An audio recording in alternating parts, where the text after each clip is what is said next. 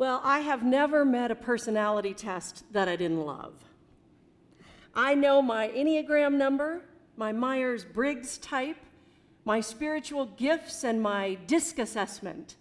I've done, among other things, the Colby test, the Strengths Finder, Brene Brown's Wholehearted Inventory, and even the very highly scientific personality test. If you were a dessert, what kind would you be? Ice cream sundae, by the way.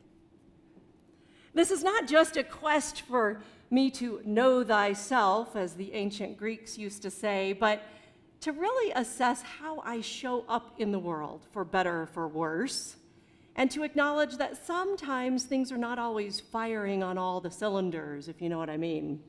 For example, you might learn through a personality test that you're the life of the party, but you might also find out that you have a hard time dealing with things when the going gets tough.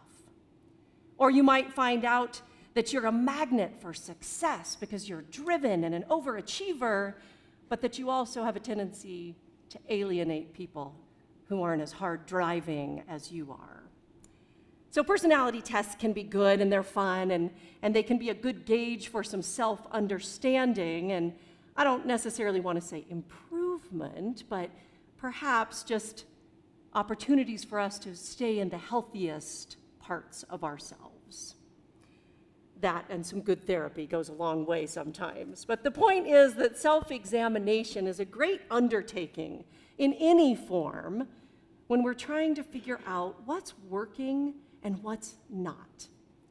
And it's also great for people who think they have it all together, but might be oblivious to the ways that they affect other people in their world. So doing this kind of work is important, and it reminds us that if we want to change our circumstances, we're going to have to get some skin in the game. After all, we can't exactly fix anything if we don't really know what we're trying to fix. There was a blind man sitting on the side of the road. He was begging. It was nearing the Passover, and tradition held that when rabbis made their way to the temple for the Passover, large crowds of people would walk with them down the road, accompanying them on the way. And those who couldn't travel all the way to the temple would often line the roadway so that as the rabbi and the crowds walked by, they would wish them well on their way. This is where the blind man positioned himself, on the margins of that crowd. Suddenly, the blind man hears the tramp of feet coming, and he could tell by the sound of it, by the way the ground began to tremble under his hands as he held his hands down to the dusty road beneath him. He could tell that it was, in fact, a lot of feet, dozens, maybe hundreds of people, he thought, were headed his way. "What's happening?" he asked someone. "Who is it? Who's coming?" He heard the name, Jesus. Now, this is a point in Jesus' ministry where word had gotten out about the miracles and about the teachings that he was doing, things that were unlike what anyone had ever heard before. And so Bartimaeus hears that it's Jesus coming to him, and he immediately tries to get Jesus' attention on the roadway. He starts shouting and making a scene. "Son of David, have pity on me." He cries out over this formless crowd. He can't see them, of course, but he can hear them as they shout back, "Quiet down. You're making too much noise. Mind your own business. You're embarrassing yourself."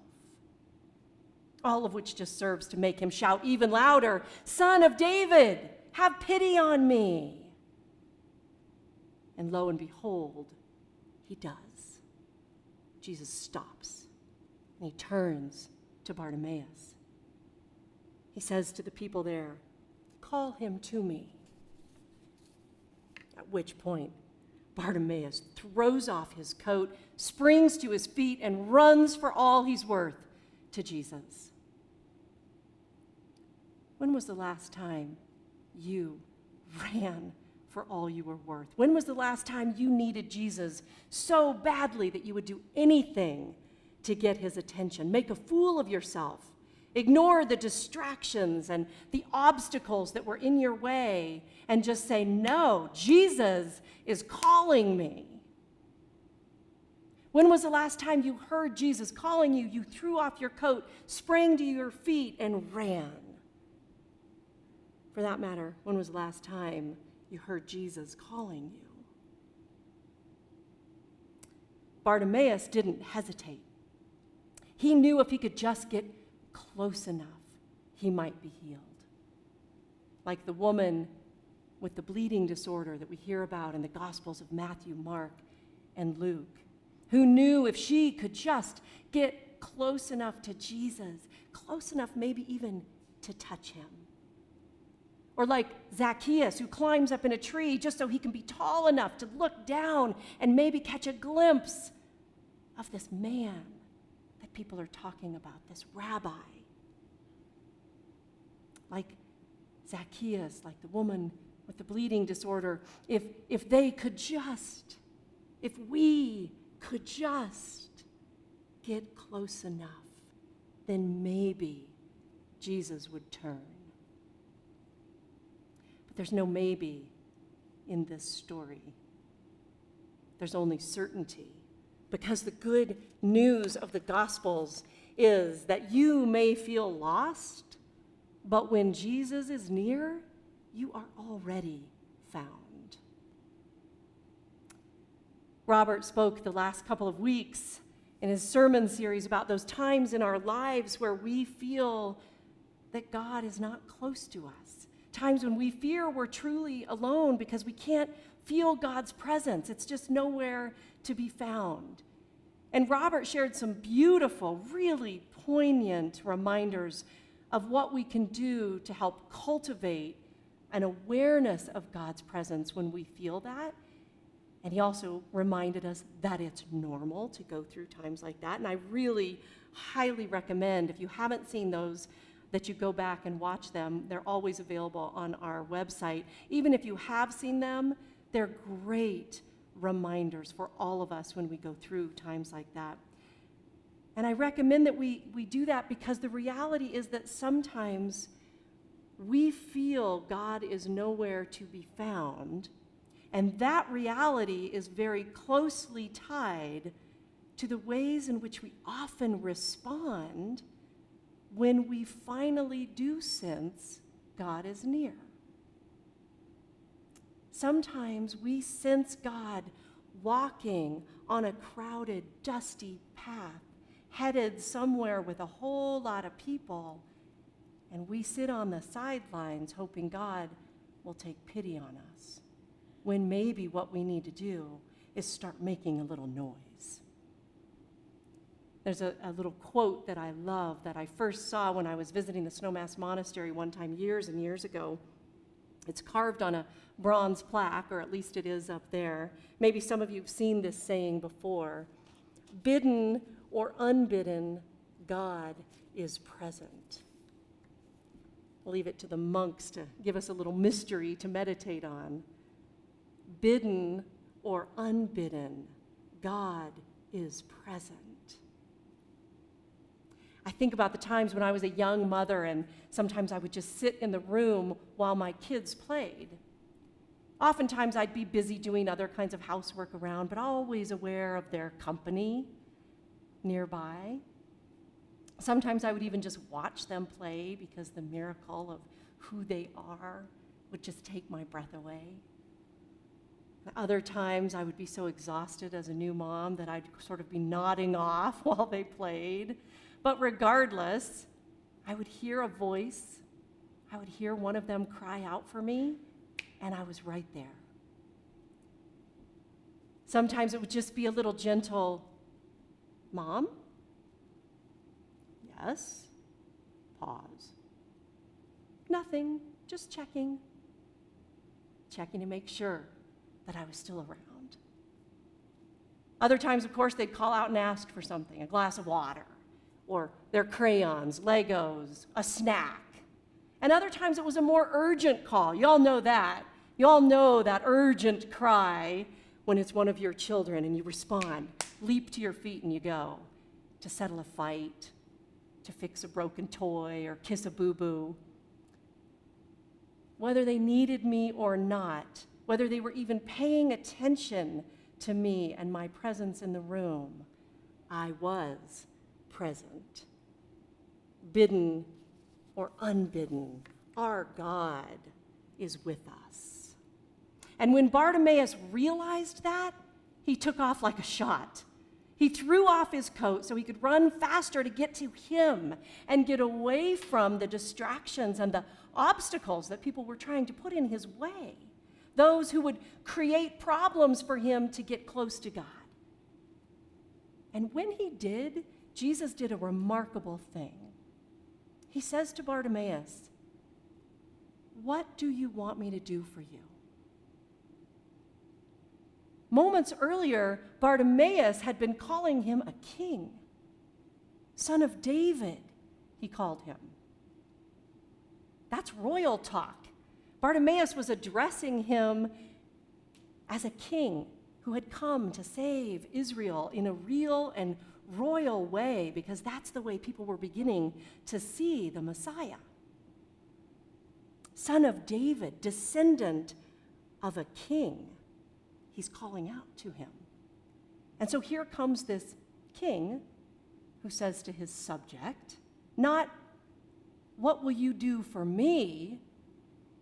but "What can I do for you?" That is our God.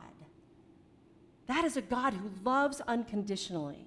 That's a God who sees people sitting on the side of the road, away from the crowd, banished by the in-group, told to be quiet, be unseen, don't make any noise, and who calls out to them when they come and asks with a servant's heart, "What can I do for you? What do you need?"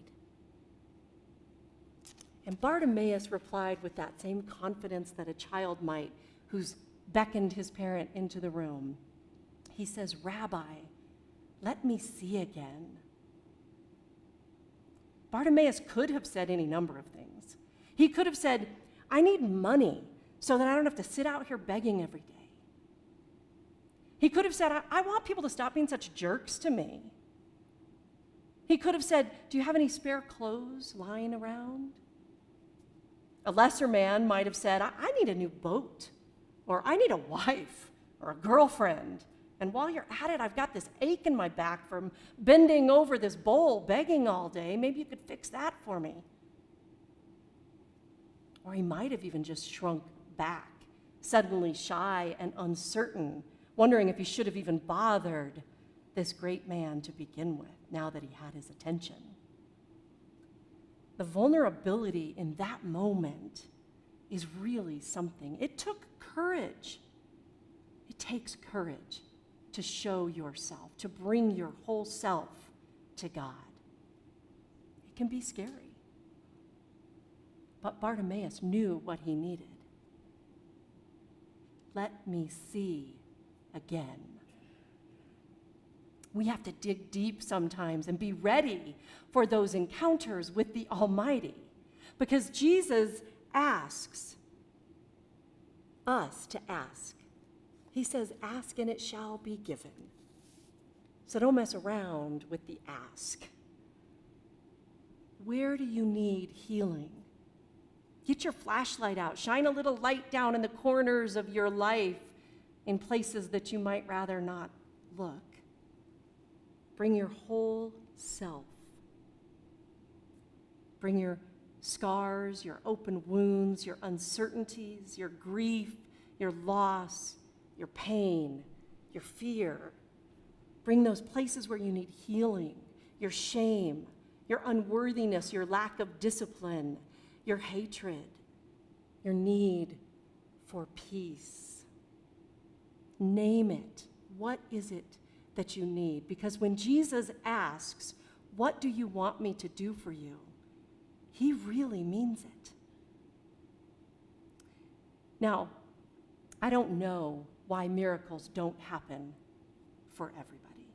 I don't know why everyone who's sick doesn't suddenly become physically well.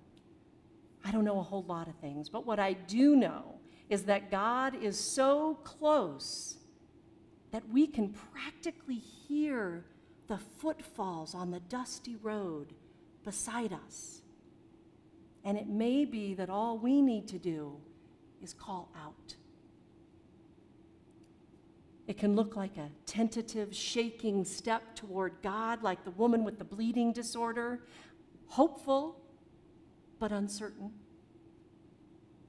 It could be with the determination of Bartimaeus, throwing off his coat and running for all he's worth. Maybe this morning you're sitting on the side of the road watching the crowd go by and wishing that God would see you. Maybe you're in the crowd, going along with God, but oblivious to the other people who aren't on the same road with you. And maybe you're one of the ones in the crowd telling certain people to silence themselves. Wherever you are in the journey, there is healing work to be done. It takes self-examination, it takes courage, and it takes humility. So my hope for you and for me both is that we be a bit more like blind Bartimaeus and dig deep within, so that when we do sense God is near, we too can answer the question, what do you want me to do for you? And I pray that we may also become more like Jesus, who stops everything and asks others, what can I do for you? Amen. Let us pray.